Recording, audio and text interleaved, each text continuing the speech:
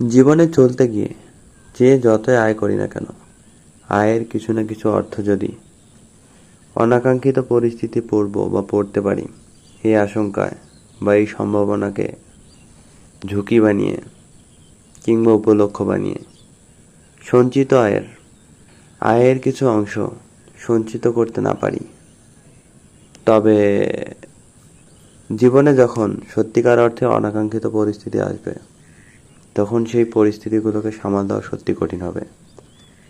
কেননা সেই সময় এই সঞ্চিত অর্থই কোনো না কোনোভাবে কাজে দেবে। কারণ যে মানুষের সঞ্চয় বলে কিছু নেই, সত্যি বলতে তার অনাকাঙ্ক্ষিত সময়ে কিংবা ঝুঁকিপূর্ণ সময়ে অর্থের ব্যবস্থা নেই বললেই চলে, বা অর্থ যোগানের ব্যবস্থা নেই বললেই চলে। সেই জন্যে অনাকাঙ্ক্ষিত পরিস্থিতির কথা চিন্তা করে অর্থ সঞ্চয় না করলেই নয়, বিশেষত যখন যেভাবে সম্ভব।